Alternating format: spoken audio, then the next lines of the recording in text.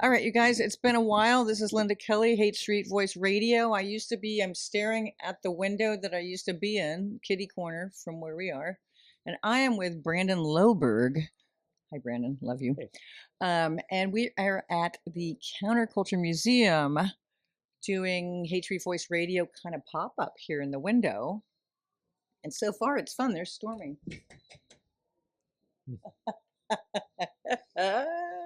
That's going to happen all day. You never know who's going to pass. You just by. don't. You don't know. It could be Bill Murray for all we know.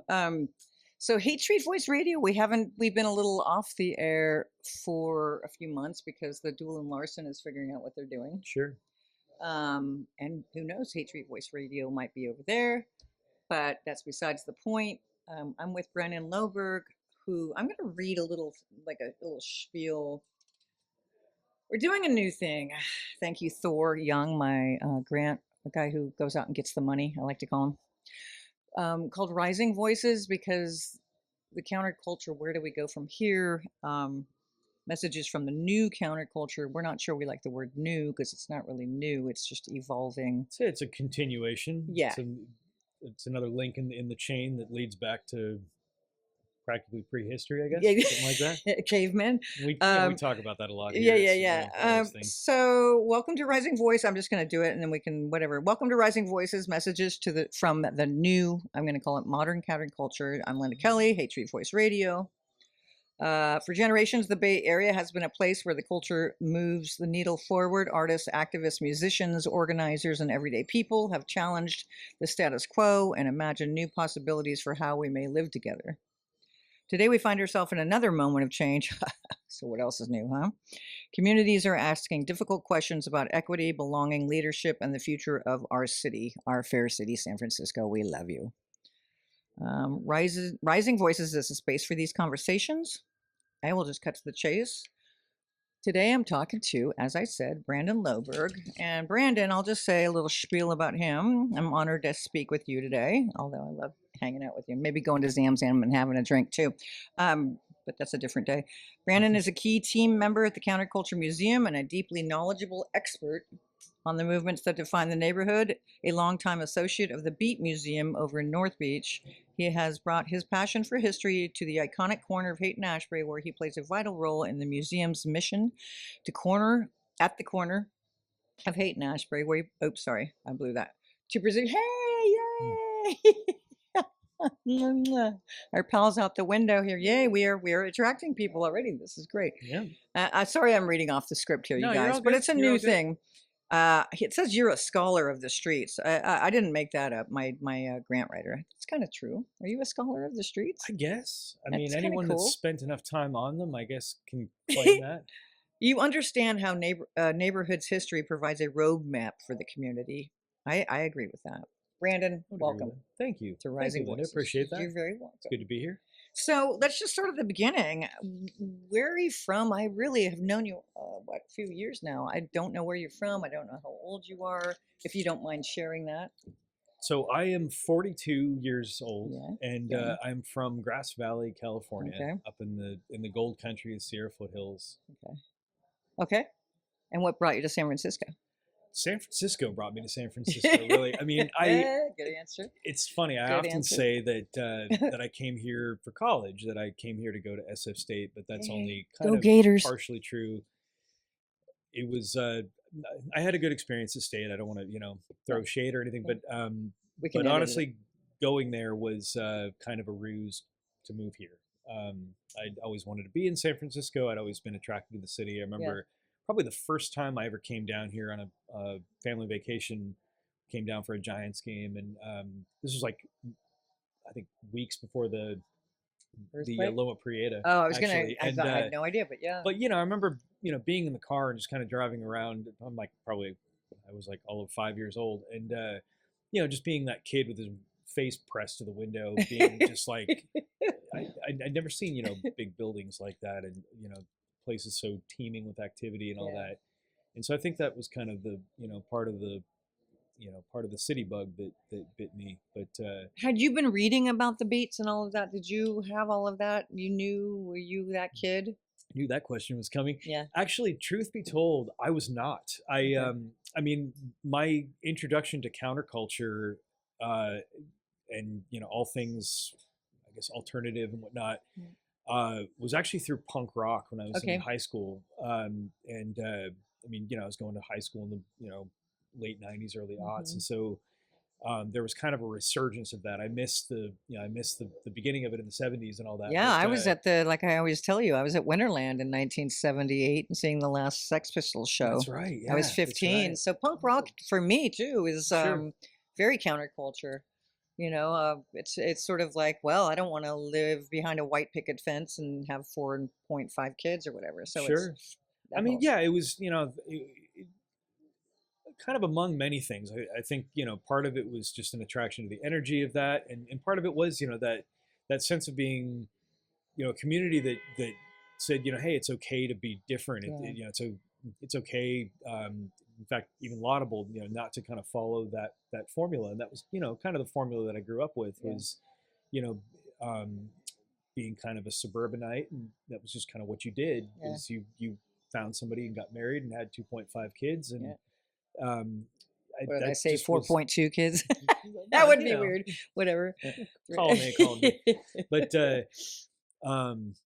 yeah, so that was my introduction to counterculture. But I had actually not been familiar at all with the Beat generation until I started college. And one of the first friends I made once I moved in all my stuff into my dorm room at Mary Park Hall and at SF State was this guy named Alex Davidson, and who actually bears kind of a striking resemblance to Allen Ginsberg. Wow, But, interesting.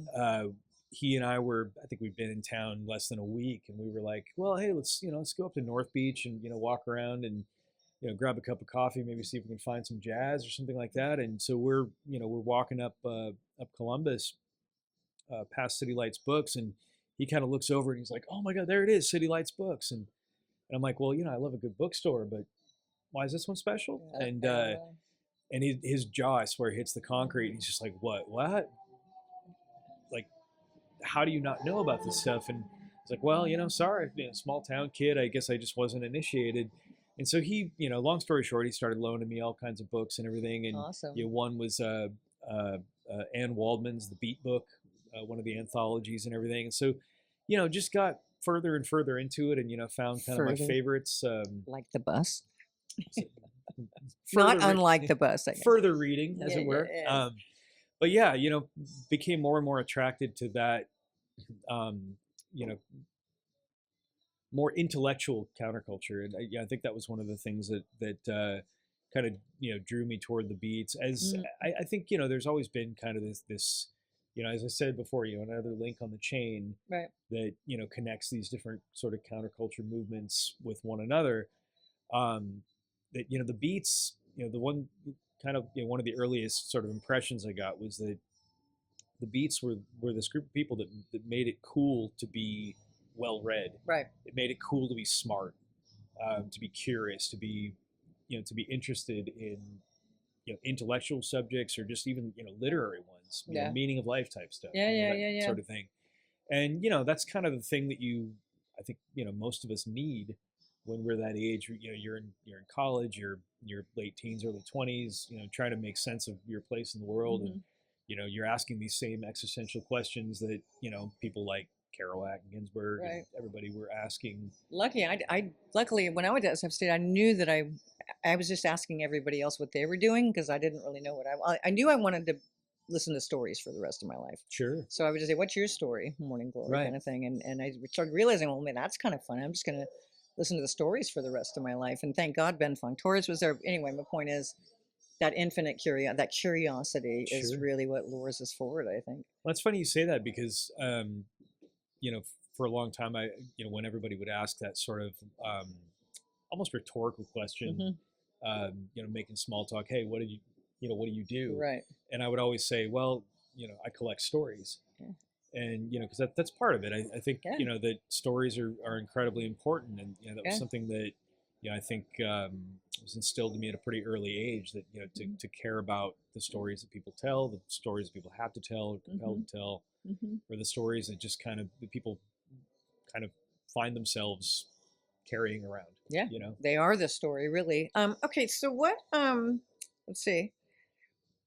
What actually? Let's talk about the Beat Museum. How did you land there? I mean, clearly you were going there and you dug it. And Well, yeah. I mean, I let's see. I moved into a you know small hotel in North Beach in February of 2005. Okay. And so you know it was almost like you know my own sort of like you know beat crash pad or whatnot, or at least it felt you know like it felt that way. You know, it felt like kind of a loophole where I could live in a really cool part of town that would normally be above my price range. But you know, living in a you know little flop house, as it were, I could live right in the middle of everything, and you know, walk out my front door and be a you know half a block from the Cafe Trieste, which you know ended up becoming my living room. Yeah. And you know, I would run into you know people like Jack Hirschman and Lawrence Ferlinghetti, and you know all these incredible folks. V-Vale, shout out to V-Vale. V-Vale, Ronald Sauer, Rebecca Peters, all these people. You know, on an almost daily basis, and you know, really kind of got hooked in with what was happening in the scene and all that, and you know, so much of it was referenced back to the neighborhood's history coming out of the 50s. And I'm the listening. I'm just checking my monitor thing. Okay. Sure. And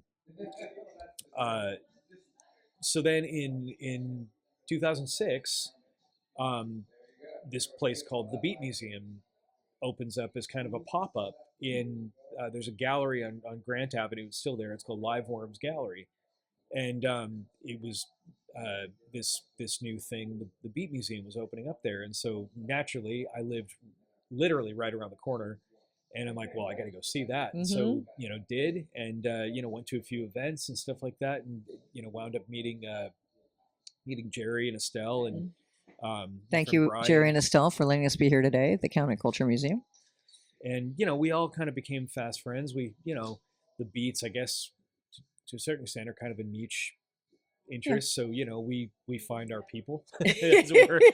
And yes. But yeah, you know, kind of started hanging out, you know, more and more, and then pretty soon they started looking for a permanent home.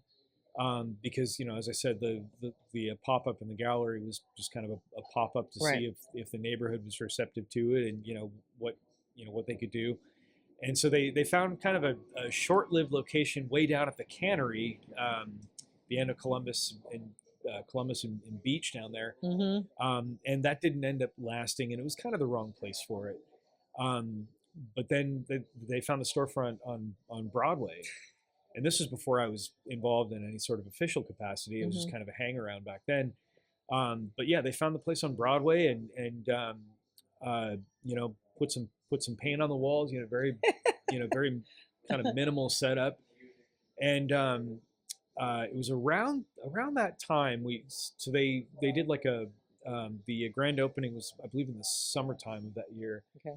And around that time, the guy Brian, who is basically my predecessor there, he was from Maine and had met Jerry at an event called Lowell Celebrates Kerouac. Shout out to y'all at LCK. In Lowell, Massachusetts. It happens twice a year. It's kind of, you know, that the town's literary festival in honor of its favorite son. And so Brian had come out here to help Jerry open the Beat Museum, and I always joke that Brian was one of those people that, or is one of those people, he's still with us,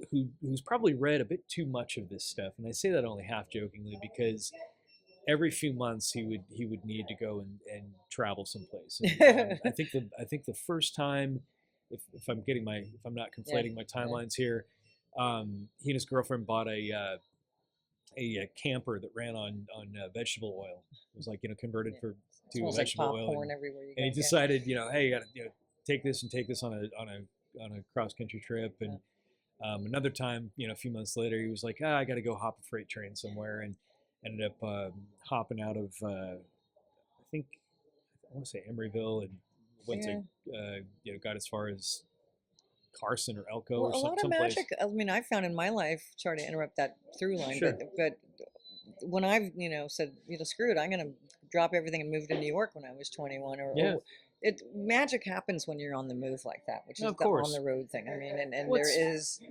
it's I needing mean, to change up your environment, or just find a new scene, at least, even temporarily. and learning how to survive when you're like I was anonymous in New York, and I Yeah. loved it because you have to figure out who the heck you are. Thank you. Yay. A woman in the window just bought my Deadheads book. Aw. Yeah, That's there's so something awesome. lovely. I mean, New York, it's one of those places where, like, it is so big that you can lose yourself in it, and that's kind of a brilliant thing. Exactly. It's you can get. It's amazing what you can do when you have that sense of anonymity, um, and where you can just kind of move through a massive crowd and be just another face in it, as opposed to somebody that everybody knows. Which is the antithesis of what, because I used to live in this Sure. building above us. That was my very first apartment Right.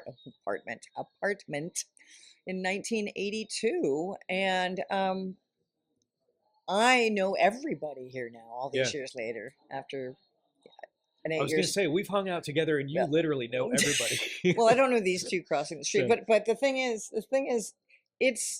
it's really healthy for me because it's in a way for me it was easier to be anonymous. It's easier to move through everything when you don't know anybody, Sure. and you discover who you are. Now I have to remember who I am in the midst of knowing everybody, kind of thing. Right. And learning how to be connected, but not drowning. There's a fine art to it, and Sure. not to bring it to me, but it is. We were talking about the Haight Ashbury and the magic of it, and I guess that's a good segue into working now that the Beat Museum is under retrofitting for Mhm. another year, right? So, how is it at the Counterculture Museum? How is it working on one of the most iconic? I mean, North Beach is, yes, iconic, but I have to say, this is probably even a step above iconic as far as I think it's. I mean, how does it feel? I think both places have their iconic stance. I Yeah. mean, and for different reasons. Yeah. Absolutely. I mean, the Haight Ashbury is known throughout the world. I mean, literally people come in every day from all corners of the globe. Okay. Corners of the globe. Yeah. Um, Corners. wanting to soak up some of this history, this reputation, and they go to North Beach for the same reasons. I mean, one of the things that I often bring up in conversation is how both of these neighborhoods have the distinction of being sort of defined by the movements they were host to. Yeah. And back mid-century. Yeah. And so one of the things about North Beach, part of the draw for the beat generation as early as the late 40s, was that there were all these hotels where people could stay for cheap. Like you said, flop they were originally houses. flop houses. Mhm. They were built for longshoremen and sailors and like itinerant workers, people that were just going to stay a night or two, and all they needed was a place to crash when they were sleeping off the night's revelry, that sort of thing. And I so, mean, it a is. lot of those, Let's be frank. It is where all the brothels and everything were. I mean, the there's dance a clubs, long the history. titty of that, bars, I guess we call them. The Carol Dodas where the tits used to blink. Well, that goes all the way back to that goes back to the Barbary Coast and the days during the gold rush, when this was for all intents and purposes the wild frontier, and Yeah. Absolutely. people were Wild coming West. out here for the gold, Wild West. ostensibly for the gold fields, but they Yeah. were also, a lot of them never made it to the gold fields. A lot of them got waylaid in the city by the den of vice that that the Barbary Coast was.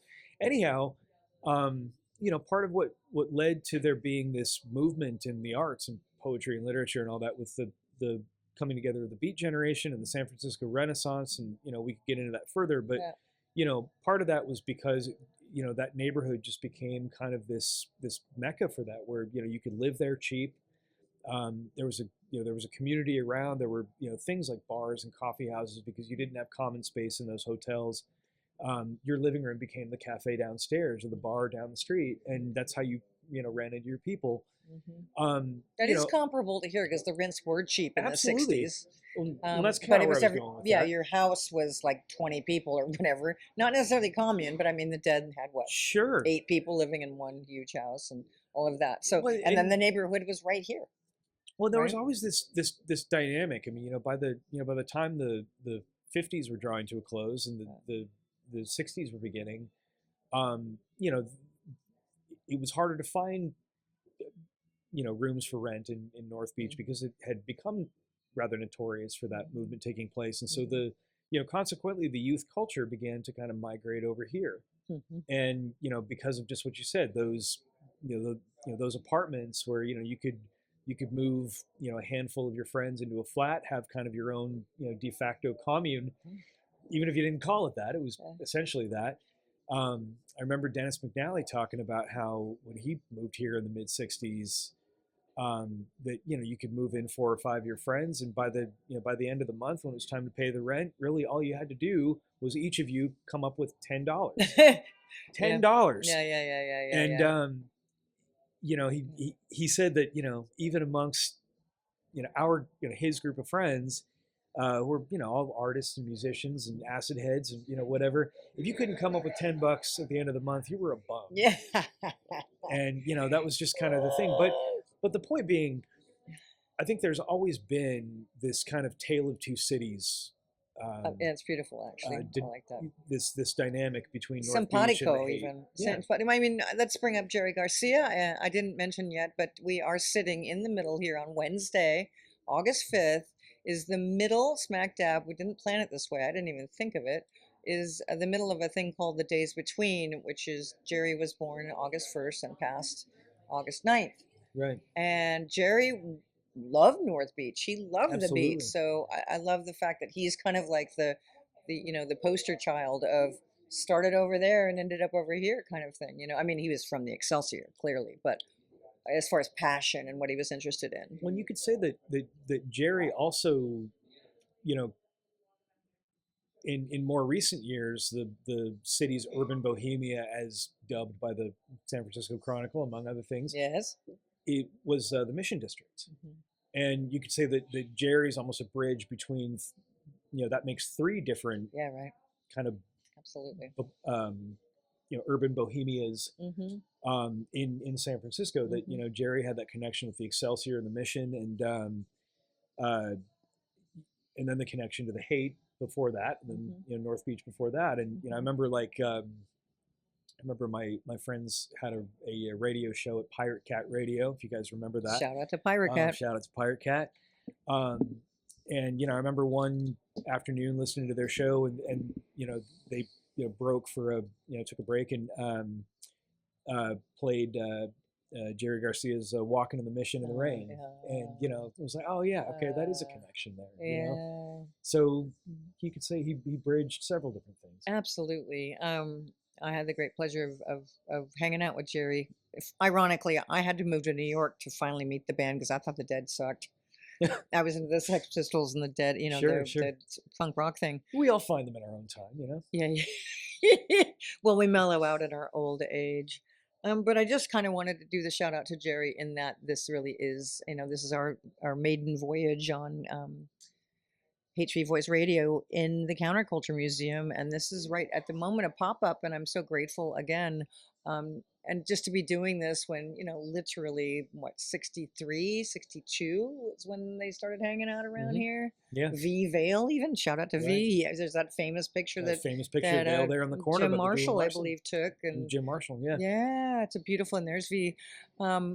So there's something really beautiful about the fact that we're sitting here right now in 2026 on August 5th. And I think that is a really nice sort of segue into these questions about the rising voices. I can't speak. Rising voices. Sorry, everybody. It's been a while. I'm a little rusty. What are the voices that need to be heard right now in today's world? Where do we go from here, kind of thing? Bobby Weir has passed. It's so funny. They're staring at us right here too. Where do we go from here? What do you feel is the next iteration, or the next, as you said, the next? What's the next iteration? Where are we going? Who's driving this thing? That's a question that I get, as you might imagine, pretty often in this context, in this milieu. As I always have. I mean, people would come into the Beat Museum and they would ask me, who's our next Ginsberg? Who's our next Kerouac? And I think in a certain sense, that's almost asking the wrong question Okay. because it implies you're looking for an equivalent of something. And I don't necessarily think that we need an equivalent. I think that, if you look at all the history that's happened up to now, it's basically it's been all about loosening society, or um, I guess preparing society, if you want to put it that way, to for being more accepting and for Mm-hmm. people being able to kind of splinter off and to do their own thing and be who they are. And I think the the struggles then are the same struggles now. That I remember an interview with Allen Ginsberg when he was talking about in the 50s and the people that he and his friends were drawn to, the kinds of stories that they were drawn to. And he said that um, there were all these marginalized cultures. He mentions black culture and gay culture, and all these. He said all of these even women. Exactly, exactly. And he said all of these all of these marginalized cultures that really that especially in that time had no place at the table. Mm-hmm. That were not involved in the decisions that society was making and everything, and it seemed to be, at this point I'm kind of putting words in Alan's mouth, but it was kind of incumbent upon him to try and draw those people inward and make them a part of the conversation, mm-hmm. and make them matter. That's kind of my goal here. We're having a conversation. This is an interview, so if I interrupt or we're just riffing here, but that really is my goal with Hate Street Voice, is to have conversations with people. Of course. To have it wide open to anybody. Not, like, what do you have to say? What's your voice? And instead of interviewing people, like, tell me what's going on, it's conversation. No, of course. What's on your mind? Well, and that's how you find common ground with people. It's having conversations. I think that there's going back to Ginsberg, though. You think that's sort of what his inspiration? Absolutely, and I think that that inspiration, that impetus to draw people into the fold and make people find opportunities for people and to distribute those opportunities accordingly and all that is just as important now as it was back then. I mean, it's the same, if not more so. We're it's a funny thing. When I was younger, when I was in high school, I guess you could say even in college, we were always kind of taught about things like the civil rights movement, mm-hmm. or women's liberation, mm-hmm. or the anti-war movement, civil or rights. any of these things. We were always taught about those things as though they were battles that were fought and decisively won decades ago. Right. And I think that is incorrect. I think that those are ongoing. Oh, absolutely. And anyone that's paying attention to the world then and now and making comparisons, as I think we're all making, there's no mystery there. I think anybody that's conscious and that's paying attention knows that's the case. That those are ongoing struggles, and that those really haven't even the things that we thought we fought and won decisively. That someone far wiser than I once said that the price of freedom is eternal vigilance, and that you can think that you've won some skirmish in the greater battle for what we all want. Mm-hmm. My dad used to say that we were big tennis players, but he said, when you're ahead 5-0 and you're in the third set, that's when you got to play the hardest. When you start assuming that you've won. Yeah. And I think you're right that there is no winning. There's never a point when stasis. It's not. Well, and it's so easy to become complacent. Yeah. And it's so easy to believe that that it's we all want to believe it's going to be okay, it's going to be all right, but that you also have to put in the effort to make it okay, mm-hmm. to make the kind of world that we want. So what do you let's see, maybe that is one. What would be your, let's see, if people are listening and looking for direction, what do you feel like they should remember or look to? Is that a hard question? I would say the younger ones, especially. sure. I would say the thing to I would say the thing to look to, the lesson that, excuse me, the lessons we can all take from what happened last century, these various movements and the continuation of those movements, is that these were all composed of people that were paying attention, they believed in things, and they had the courage, if not the temerity, to act on what they believed. Yeah, I mean, unless the Beatles just came on, I'm thinking, And or to, the passion, or the yeah, these were people that had creative drive. they had a certain conviction Mhm. about, they didn't. I would argue, obviously, I wasn't there, but when I think about what the beat poets were doing in the 1950s, when it was really not a popular or trendy or hit thing. I'm talking about late 40s through the mid 50s, when it was not yet hip or cool to be different. Right. You actually risked a lot for Right. being different, or maybe as it's always been, to act on your conscience when everybody else is doing one thing and you're saying, wait, no, maybe we should think about this. Right. That assumes a certain amount of risk, and a lot of those people not only assumed that risk, but bore the consequences for it. There are a lot of sad stories associated with those people that dared to be different, that a lot of them burned out, a lot of them I'm not trying to harp on the negative That's aspects, okay. I mean, but it's good. but It's not, wasn't what I'm all saying unicorns and rainbows. My yeah, God. sure. I mean, what I'm saying is, that conscience and audacity, and there's no bravery without fear. There's Right. no courage without Right.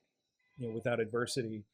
And I think that's something we would all do well to remember. I think it's not so much that we're it's not so much that that we're obligated to do something. It's that I would hope that if you're paying attention, it's um,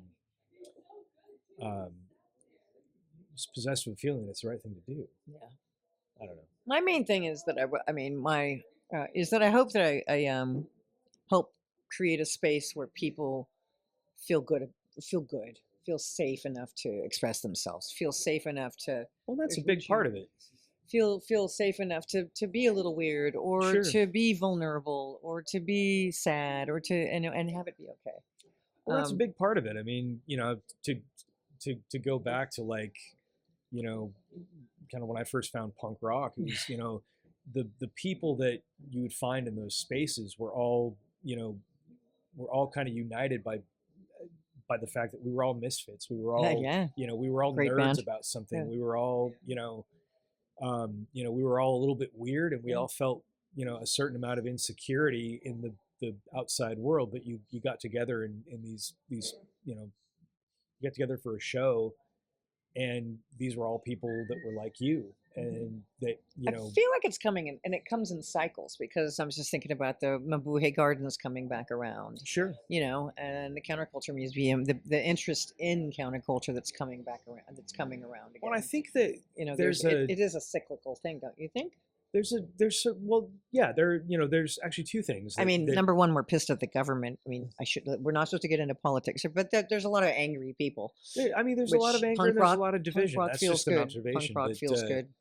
But I think part of that too. Yeah, there's a cathartic aspect of punk rock, and or just the ability to get out some of that nervous energy, to get out some of that tension, that anxiety, to be able to express that in a way that isn't destructive. That it's about coming together and just having this kind of almost communal release of that. That's a healthy thing. It is. The other thing too is that the idea of places where one can feel okay about oneself, or feel safe to be oneself. I think that's there's like um, that's that's a feeling that's a thing that's been able to kind of splinter or become sort of like a um, there's like a diasporic effect You have to there. define that word for me. So like when you talk about the diaspora of a people, Okay. A culture that has been sort of uh,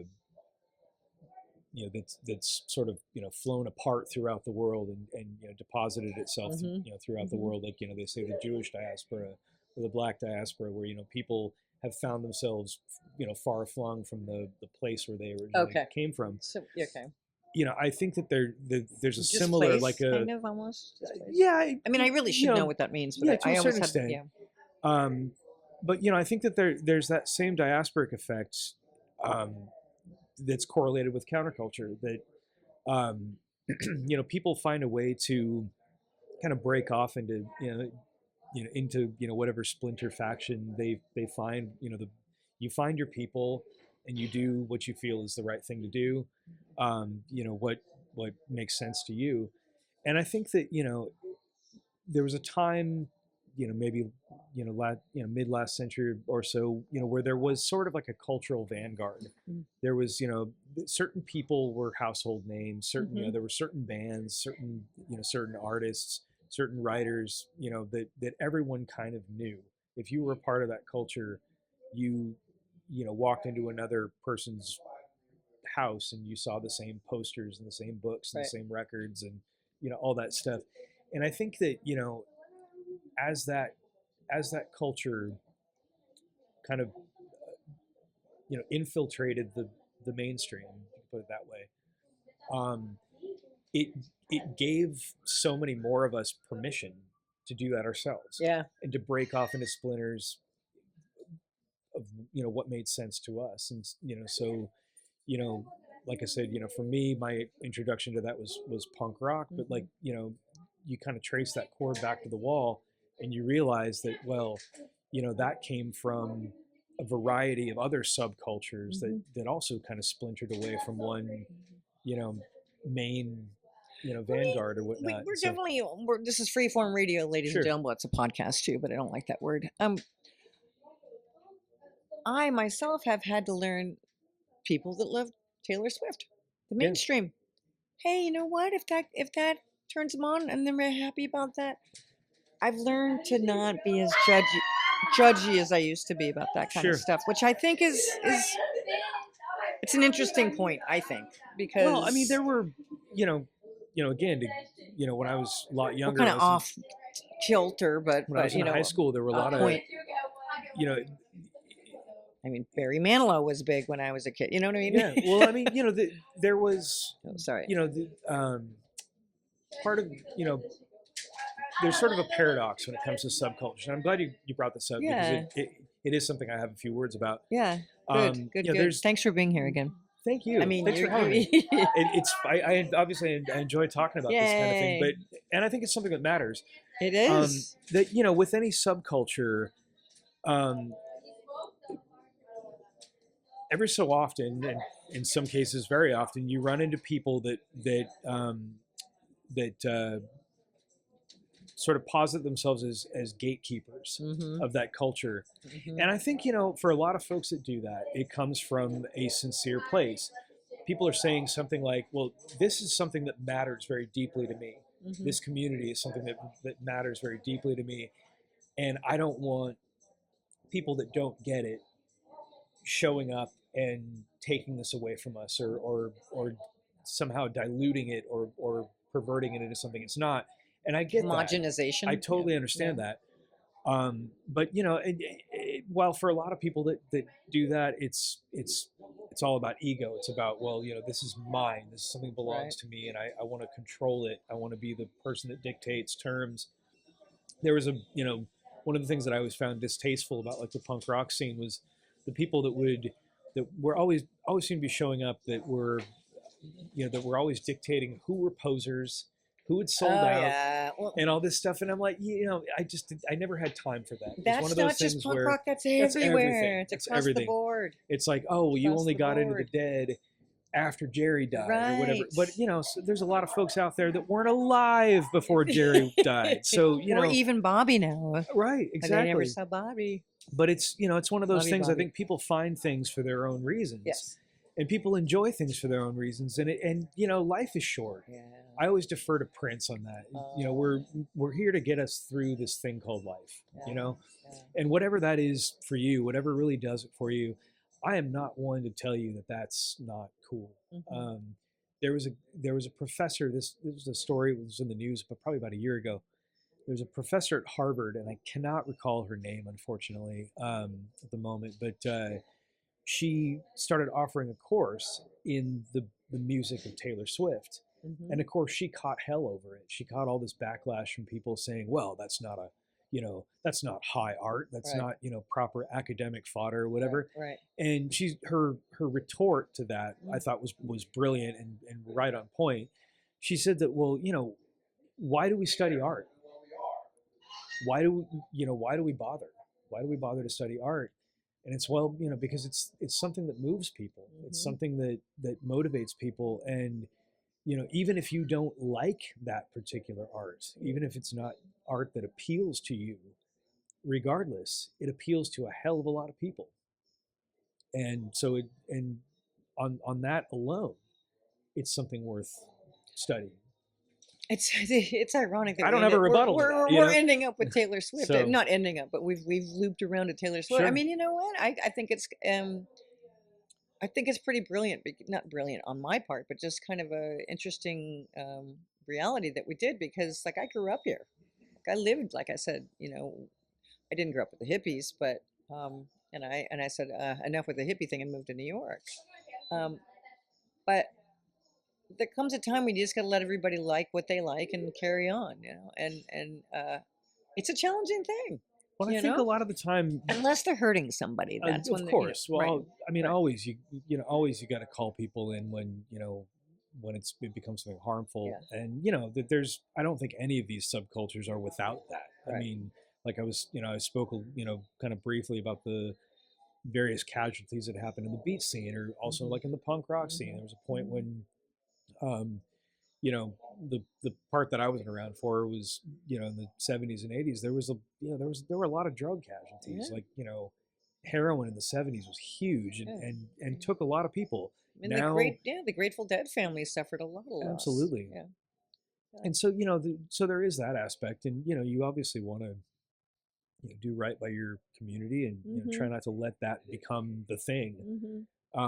People are going to do what they're going to do, and you know, cope how they're going to cope. And you know, I think it's interesting. One of the questions that that frequently would pop up at the Beat Museum as well as here is, you know, the drug connection and whatnot. And it's like, well, there's been this kind of ongoing question. Well, you know, like, do you have to be someone that's messed up or chemically dependent or you know whatever to be interested in art or to be a great artist? And I've always said, I've always thought that was nonsense. At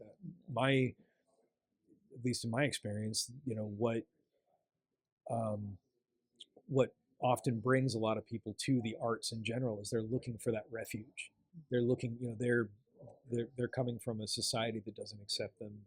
Or they're coming from a place where they're told that, you know, how you are is wrong in some way. And you know, they're trying to cope with that as much as anybody else. And people turn to substance abuse the same way that they turn to positive things like art and community and subcultures and whatnot. And so, you know, you kind of get a lot of, you know, you get a little bit of column A and a little bit of column B. What do you focus on at this juncture in your life? Let's see, what did I have? What are you focused on right now? What motivates you to keep doing this work at the Counterculture Museum? Keep doing the work in your own life? What keeps you moving forward? What keeps you inspired? I mean, I wear a lot of hats. I think, you know, obviously counterculture is important to me, and I think, you know, the different iterations of it are. And I mean, you know, in addition to having kind of one foot planted in the 50s and 60s by virtue of what I do, you know, this is my day job. Worst places to be, babe. Absolutely. I mean, I'm very thankful. I get to talk about these things for a living. Not a lot of people can get to say that, Yeah. so I'm very blessed in that regard. But you can't. I think it's important also not to live in the past. And I think that this, Oh, totally. That's as very I think much so. I've fairly reiterated enough, throughout this conversation, That's one of my hopes as well, this is is to an face forward. ongoing, this is a living, Yeah. Counterculture is Absolutely. ultimately a living thing, and it has to remain a living thing. Otherwise, it's no longer counterculture. Right. It's just history. Right. And I And think, as George Walker said, everything has changed, and if things aren't changing, then then what are you you're doing? dead. Yeah, absolutely. Love you, George Walker. Yeah, George. Original Shout out Merry to Prankster, George. who I met here. God bless him. We'll see you. We'll see you down here in September. Yeah, George We'll just see turned 87, so he's still at it. And Anyway, yeah, but it's all about change, but going with the waves. there is at this very moment there are multiple groups of amazing, creative, brilliant individuals all over the Bay Area, and I'm sure elsewhere, but I know the Bay Area. That's my environ. So This is your fishbowl. yeah, exactly. And so I do a lot of work with with the local poetry community. Cool. So you we, write your own poetry and do poetry readings and things? yeah. You mean? Okay. Just a shameless plug for For a regular event that I do. Plug. We my friends and I, for it'll be 25 years next year, we've been doing a poetry reading. Well, it's poetry and many other things, not exclusively poetry, but all kinds of performance and whatnot. That takes place every Thursday night on the street corner at 16th and Mission. Wow. Right there by the BART station. Not an easy corner. Not an easy corner, and that's kind of the point. Is if you can, if you we like to say, if you can perform there, you can perform anywhere. And but it's very much a I think the the crowd and the environment and everything is very it's very reflective of the city. And like I said, we've been doing this for almost as long as I've been here in San Francisco. And uh, it's gone through a lot of various iterations over the years. And we've published anthologies.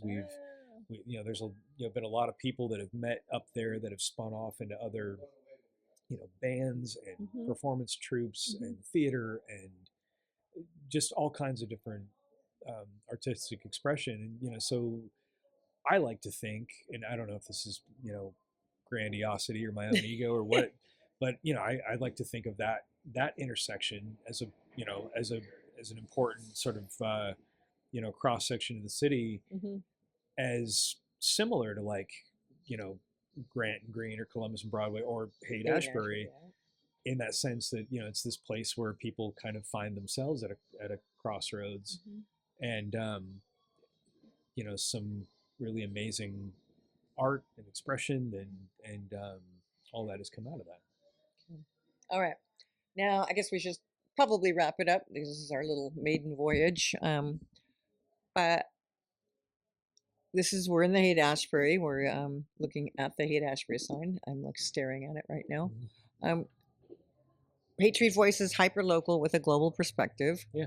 What would you like to say to this community and communities pretty much the world over at this moment in time?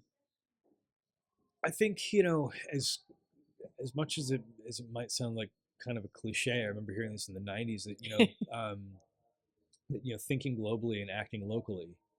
That really it's so easy to put your attention on what's going on the world stage. I mean, we have a 24-hour news cycle. We have the internet in our pocket. It's so easy to get like to hyper focus and be overwhelmed by what's going on the world stage and the national stage or whatever. But really, when you think to yourself, how can I make the greatest difference? How can I how can I be the how can I make the most change? How can I create the biggest impact? It's always locally. It feels good to say hello to a stranger or you see every day. I mean, if you can the local be a positive force in the few square blocks of your own community or whatnot, that almost you're doing a lot more heavy lifting than you can do on an international basis or Yeah. on a national basis. One of my I best friends, a neighbor, Karen. We love you, Karen. Yeah, but that kind of thing, that community thing, sorry to interrupt you, but having that connection to people is really, it's healthy, and well, it and I keeps think you we're from going maybe to the darker areas sometimes of loneliness or disconnection, keeping people connected I or think it's so feeling. it's so easy to feel. I think as I've probably belabored the point that that subcultures, counterculture, Yeah. and whatnot, is all about um, finding common ground and not feeling alone. And I Hmm. think especially being as divided and disconnected that people are in their you know people are in Polarized. their people are Yeah. in their devices and Yeah. stuff more than they're spending time together. Hmm. um it is really really easy to get you know um to get to kind of get lulled into that sense that Yeah. you are alone, that you're isolated or whatnot. But And there's no but hope. as And I mean, soon there's yeah, no, it's and that very things are just easy. going down the tubes. Yeah. But when you actually get together with people, I think probably one of the biggest lessons the pandemic taught me was being alone, working alone in my studio apartment for days on end, and just my only real window to the outside world being the internet. Hmm. And getting into a really periodically just being kind of going down that rabbit hole into a really really Oh, dark yeah. place, Oh, yeah. and then walking outside and um, you know seeing people even at distance, or walking under the warm sun, and you can hear the birds chirping in Oh, the yeah. trees. Nature, Mother There's Nature. something, it's like, God bless okay, Golden Gate Park. this I know this to be real. Hmm. And all the stuff on all the stuff in the news, or whatever, pales in comparison to that. Right? And that's the thing to, I think, Yeah. to keep in mind. And laughter. Laughter's good in the Absolutely. face of all the weirdness. I was going to say, Well, when you you got to learn to said it's laugh going at down things, the otherwise tubes, what do you got? George Carlin, one of my dad's Right. favorite, and now one of my favorite is George Carlin. They say the world is going down the tubes. Those must be some mighty big tubes. Yeah, right. George Carlin, we love you. Jerry, we love you. All you ones, Yeah. all you up there, we love you. Hey, Brandon, thanks for being here. Thank you very much, Linda. I appreciate Yeah, being here. man. Yeah, this is our maiden voyage. Um, I think that's it, man. Yeah. Any other message you want to share with the world? Do you have a one liner? I think Peter Coyote's was "Be yourself. Other role is taken." Yeah, that's a Yeah, good one. and that one really resonated to me. That is a good one. Yeah. Yeah, everyone See. else is taken. Yeah. Yeah. All right, All you right. guys come down to the Counterculture Museum and say hi to Brandon. He's Yeah, here pretty much every day. we're open Wednesday through Sunday, Yeah. 11 to 6. Yeah. Come on over. Yay! All right, thanks, guys. All right. Yay! Say goodbye to the camera. Thank you. Thank you. That was fun. That was fun. Yeah, good.